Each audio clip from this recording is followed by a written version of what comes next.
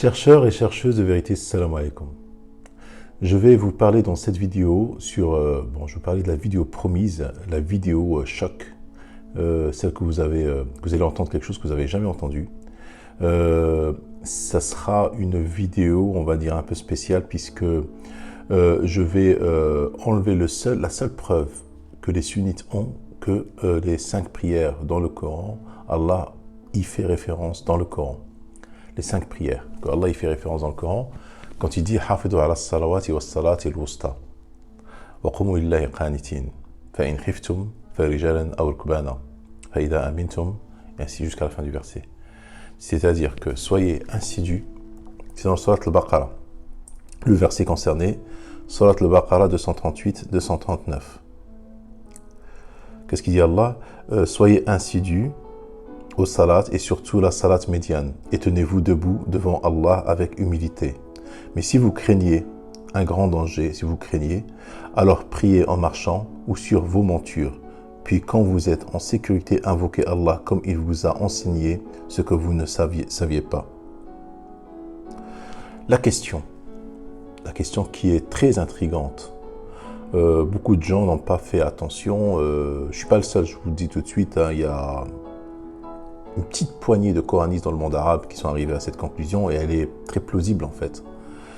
La question c'est que fait ces 2 versets qui parlent de salat au milieu de tant de versets où Allah parle de divorce, les conditions de divorcer, comment il faut divorcer, quels sont les droits de la femme, quelles sont les étapes du divorce. Il te parle de période de réconciliation, il te parle Allah de pension alimentaire, il te parle de toutes choses et puis tout à coup il te parle de salat. Il te parle de salat et après il revient, il te parle de divorce. Ça veut dire que Allah, il troll le khursh al-hadra, ça veut dire quoi? C'est pas possible.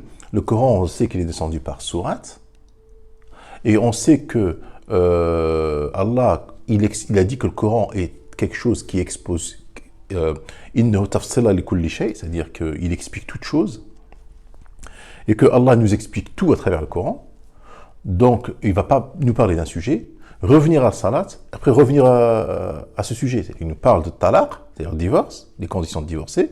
Après, il nous parle 2 versets de salat. Après, il revient dans le... Eh bien, la réponse, elle est toute simple. C'est que c'est toujours le même sujet. Du 226 jusqu'au 242, il parle que du talaq. Les 2 versets concernés, 238 et 239 de Surat al-Baqarah, ce sont des versets où Allah parle de lien avec ses proches parents. Il parle de lien. Hafidhu ala salawat, c'est-à-dire soyez assidus au lien que vous avez avec les gens avec qui, quand tu as divorcé avec ta femme ou la femme, quand tu as divorcé, il y a eu des gens entre vous deux. Il y a eu ta famille, sa famille, il y a eu des enfants, il y a eu les oncles de tes enfants, il y a eu les tantes de tes enfants. Donc tu dois être assidu au lien avec ces gens-là. Wassalat al-wusta, le waw, c'est un waw isti'naf, c'est-à-dire de précision.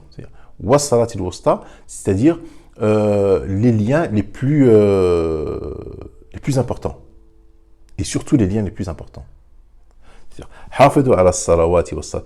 Donc, les sunnites, ils nous ont cassé la tête. Ils nous ont cassé la tête à nous, les coranistes. Je ne suis pas le seul. Ils nous ont cassé la tête pendant des siècles. Et avec ce verset-là, essayant de nous prouver à travers ce verset-là qu'il s'agit de salawat. Ils disent, puisqu'Allah parle de salawat, de plusieurs liens, salawat, ça veut dire qu'il s'agit de... puisqu'il nous parle de salawat, ça veut dire qu'il y en a plus que 2. Parce qu'en arabe, il y a salat, salatan, ou salawat. Donc, il y a plus que 2. Parce que nous, on dit, les coranistes, qu'il y a 2 salats. Eux, ils disent qu'il y a salawat. Donc, dans le verset là, hafidhu ala salawat wa salatil wusta. Donc, il y a plusieurs salats. Donc, il y en a plus que 2. Donc, déjà, vous, les coranistes, vous avez tout fou. Il n'y a pas que 2 salats. Donc, en fait, il ne parle pas de salat là. Il ne parle pas de prière là, dans ce verset là. Donc, c'est mal traduit. Il parle de lien avec, quand tu divorces, les liens avec les gens.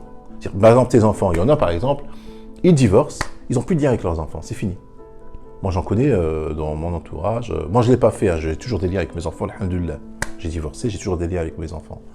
Mais il y en a qui n'ont aucun lien avec ses enfants. C'est fini. Il a divorcé, ses enfants ils sont grands, fini, khlas. Il va se remarier ailleurs et il n'y a plus de lien.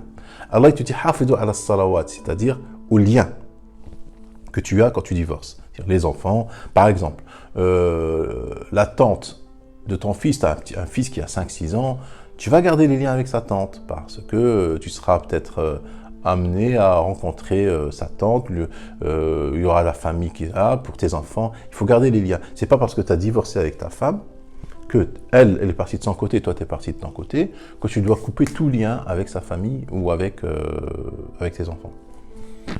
Donc voilà, on va décortiquer donc le verset. En fait, c'est ça la vidéo choc que je vous ai dit. Parce que si tu enlèves cette seule preuve que les sunnites ont, qu'il existe salawat, c'est-à-dire que Allah parle de salawat dans le Coran, dans plusieurs salats, donc il n'y a pas que 2 salats, il y en a 5. Si tu leur enlèves cette preuve, ils n'ont plus rien, ils ne peuvent plus prouver qu'il existe dans le Coran plusieurs salats. Ils ne peuvent plus le prouver. Donc ils ne peuvent plus prouver leurs salats, leurs 5 salats qu'ils font actuellement. Moi, je peux prouver qu'il existe 2 salats à travers le Coran. Avec le verset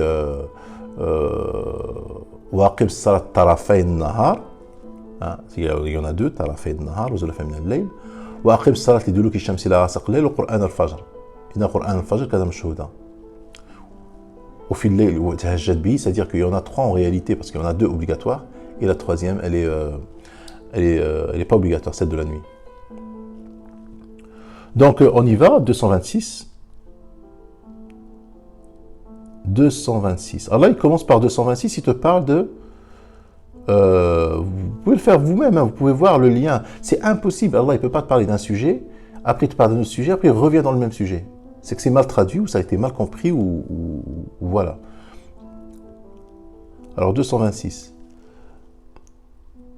Alors pour ceux qui font le serment de se priver de leur femme, il y a un délai d'attente de 4 mois, et ils reviennent de leur serment, celui-ci sera annulé, car Allah est certes pardonneur et miséricordieux. Donc on appelle la période de réconciliation aujourd'hui dans les pays occidentaux, comme la France. Moi en France, quand j'ai divorcé, j'ai eu une période de réconciliation. Wa in azamu at-talaq fa inna Allah samiun alim.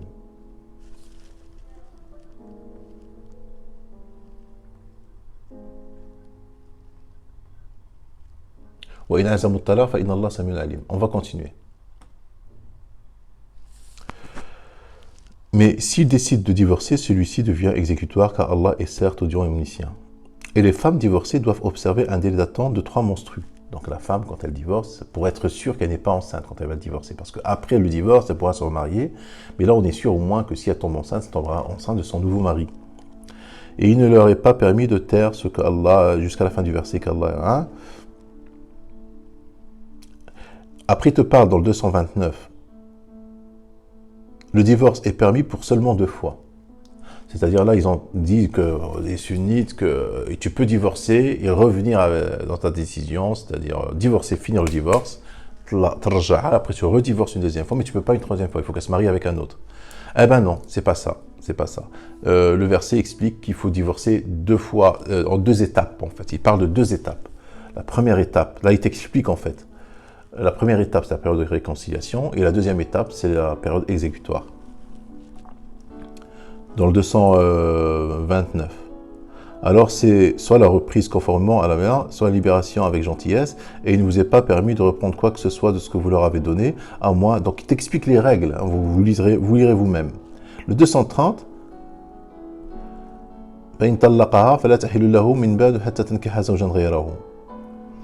C'est-à-dire, une fois qu'il a divorcé, et des 2 étapes écoulées, d'accord, il ne peut pas la reprendre. Une fois que la période exécutoire et exécutoire est passée, c'est-à-dire le divorce, il ne peut pas la reprendre jusqu'à ce qu'elle se remarie avec un autre. Donc les sunnites, ils n'ont rien compris du divorce. Hein. Non, alors il te parle dans ces 2 versets-là qu'il doit divorcer en 2 étapes. La période de réconciliation après la période exécutoire, et que si le divorce est fait, il ne peut pas la reprendre jusqu'à ce qu'elle se marie avec quelqu'un d'autre. Ça, c'est la règle d'Allah. Hein. C'est pas ma règle à moi.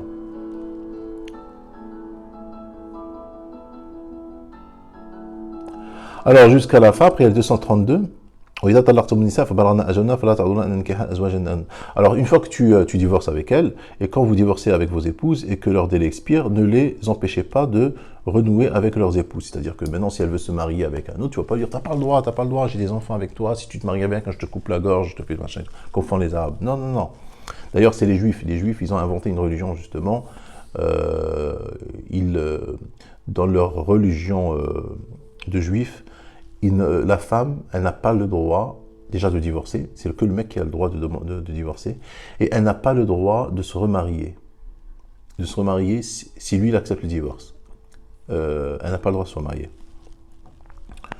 Donc voilà, ça c'est la règle d'Allah. Il nous explique que non, elle a le droit de se marier, ne les empêchez pas, ainsi de suite.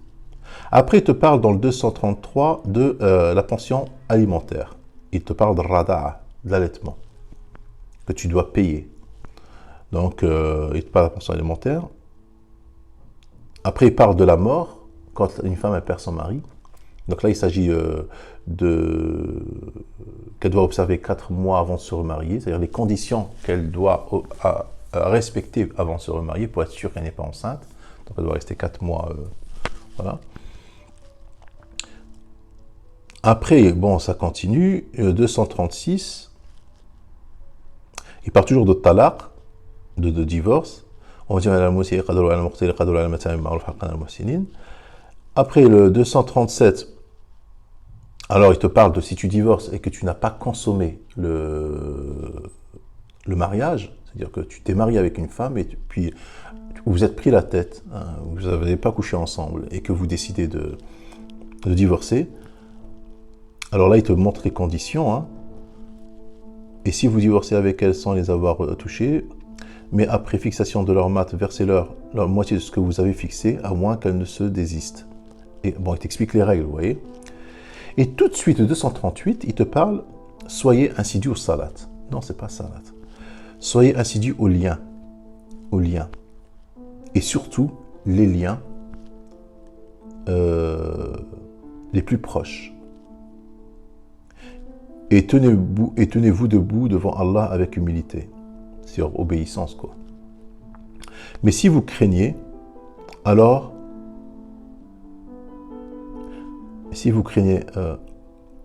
wa in khiftum, alors si vous craignez, alors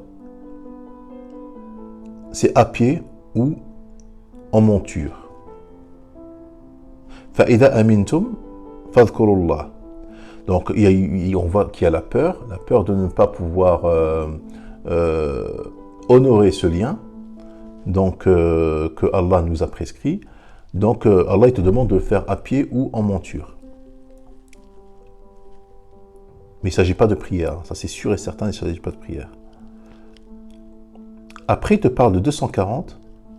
Ceux d'entre vous que la mort frappe et qui laissent des épouses doivent laisser un testament en faveur de leur épouse, pourvoyant 1 an d'entretien sans les expulser de chez elles. Si ce sont elles qui partent, alors on ne vous reprochera pas que celles font ainsi de suite. Après 241, les divorcés ont droit à la jouissance d'une allocation convenable. Donc là, il te parle de la pension compensatoire. 242, c'est ainsi qu'Allah vous explique ces versets. Il t'explique ces versets afin que vous raisonniez.